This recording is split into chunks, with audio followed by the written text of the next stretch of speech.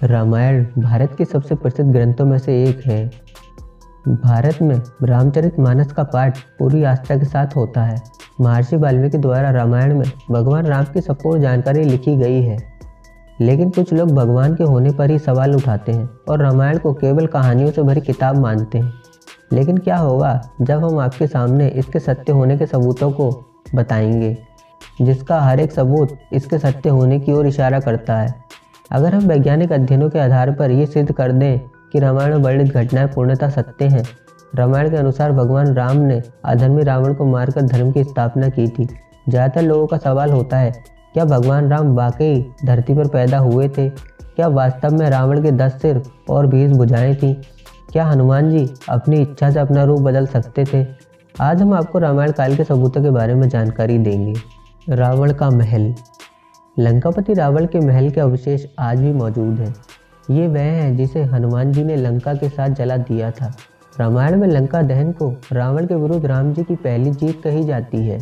महाबली हनुमान जी के इस पराक्रम को देखकर वहां के सभी निवासी कहने लगे, सेवक इतना शक्तिशाली है तो स्वामी की ताकत का अंदाजा लगाया जा सकता है। सुग्रीव की गुफा। बाली के डर से सुग्रीव जिस गुफा में रुके थे वह गुफा आज भी मौजूद है। रामायण के अनुसार बाली ने तुदुम्बी नामक राक्षस को मारकर उसका शरीर कुछ दूर फेंक दिया। हवा में उड़ते हुए तुदुम्बी के खून की कुछ बूंदें मातंग ऋषि के आश्रम के ऊपर गिर गई। ऋषि ने अपने तप के बल पर ये जान लिया ये किसकी हरकत है। फिर क्रोधित ऋषि ने बाली को शाप दिया कि वह कभी भी ऋषि के पर्वत के क्षेत्र में आएगा तो उसकी मृत्यु हो जाएगी। सुग्रीव को राज्य से निकाले जाने पर वह इसी जगह आए थे, क्योंकि वह जानते थे कि बाली यहाँ नहीं आ सकता। यहीं पर उनकी मुलाकात राम जी से हुई। बाद में राम जी ने बाली का वध किया और सुग्रीव को किष्किंधा का राज्य मिला। राम सेतु। राम सेतु को एडम ब्रिज भी कहा जाता है। ये चूना पत्थर से बनी एक श्रृंखला है। भौगोलिक प्रमाणों से पता चलता है कि किसी समय ये सेतु भारत और श्रीलंका को भूमि मार्ग से आपस में जोड़ता था।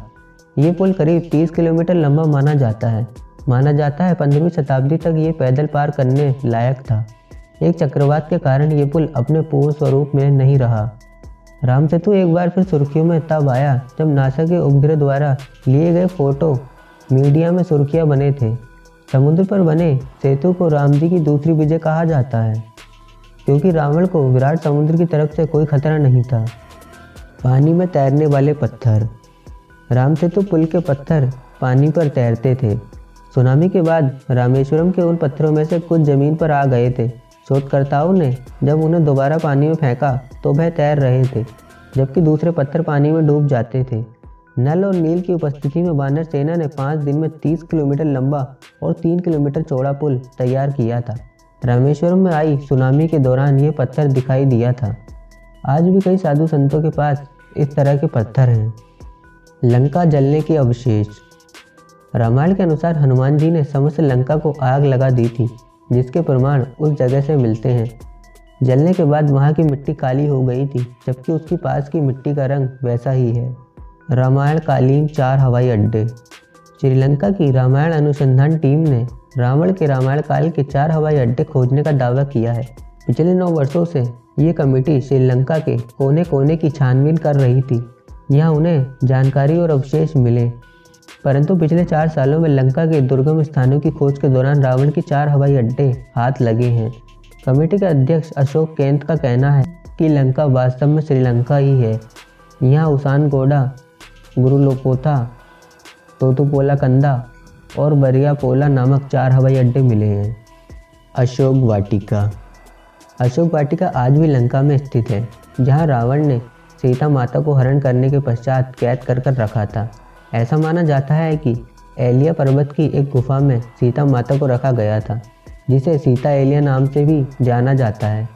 ये सीता माता का एक मंदिर भी है, जिसे विरांगटोक कहते हैं, जो वैयांगना से 10 किलोमीटर दूर है। यहीं पर सीता जी का अपहरण कर पुष्पक विमान को उतारा था।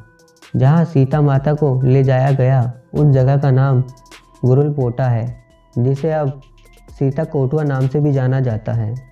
संजीवनी बूटी पहाड़। आप सभी संजीवनी बूटी के बारे में तो जानते ही होंगे। जब लक्ष्मण जी को शक्ति बाण लगा था तो इसी बूटी से उनके प्राण वापस आए थे। आपको जानकर हैरानी होगी, आज भी इस जगह पर यह पर्वत मौजूद है। रामायण में संजीवनी बूटी से लक्ष्मण के प्राण वापस लाने और हनुमान जी द्वारा पहाड़ लाने के बारे में सभी जानते हैं। वेद सुषीण ने संजीवनी को चमकीली और विचित्र गंध वाली बूटी बताया है। संजीवनी पर्वत आज भी श्रीलंका में मौजूद है। बाद में हनुमान जी ने इस पहाड़ के टुकड़े कर इसे श्रीलंका में फेंक दिया था। जहाँ जहाँ इस पहाड़ के टुकड़े गिरे वहाँ के पेड़ पौधे और जड़ी बूटी बाकी जगहों से अलग होती हैं। दिब्रुम पोला, ये वही जगह है जहाँ रावण से सीता जी को बचाने के बाद भगवान राम ने उन्हें अपनी पवित्रता दिखाने को कहा था, जिसके लिए सीता जी को अग्नि परीक्षा देनी पड़ी। आज भी यहाँ वह पेड़ मौजूद है जिसके नीचे सीता माता जी ने ये परीक्षा दी थी। उस पेड़ के नीचे लोग जरूरी फैसले लेते हैं। हनुमान जी के पैरों के निशान। अब हम देखेंगे हनुमान जी के पैरों के निशान कहाँ कहाँ पाए गए हैं। श्रीलंका में हनुमान पद चिन्ह। हनुमान जी ने जब सीता जी की खोज के लिए समुद्र पार किया था तो उन्होंने विशाल रूप धारण किया था। फिर वे आकाश मार्ग से समुद्र पार कर श्रीलंका पहुंच गए थे। ऐसा कहा जाता है जहां उन्होंने पहले कदम रखे वहां उनके पैरों के निशान बन गए। ये निशान आज भी वहां मौजूद हैं। लेपाक्षी में हनुमान पद चिन्ह। राम जी हनुमान जी के साथ यहाँ दर्द से तड़प रहे जटायु से मिले थे। राम जी ने यहाँ जटायु को मोक्ष प्राप्त करने में मदद की थी और ले पक्षी कहा था, जिसका मतलब होता है पक्षी उदय। यहाँ बहुत बड़े पैर के छाप हैं। ये हनुमान जी के पैरों के निशान हैं। मलेशिया के हनुमान पद चिन्ह। मलेशिया के पेनांग में एक मंदिर के अंदर हनुमान जी के पैरों के निशान हैं। लोग अपने अच्छे भाग्य के लिए इस पद चिन्ह पर सिक्के चढ़ाते हैं। कोडेश्वर मंदिर। रावण भगवान शिव जी की पूजा करते थे। उसने भगवान शिव के लिए ये मंदिर बनवाया था। ये इकलौता मंदिर है जहाँ भगवान से ज़्यादा उनके भक्त रावण की आकृति बनी हुई है। इसी मंदिर में बनी एक आकृति में रावण के 10 सिरों को प्रदर्शित किया गया है, जो बताती है कि रावण के 10 सिर थे। पंचवटी, जहाँ अयोध्या से वनवास काटने के लिए निकले भगवान राम, सीता माता और लक्ष्मण रुके थे।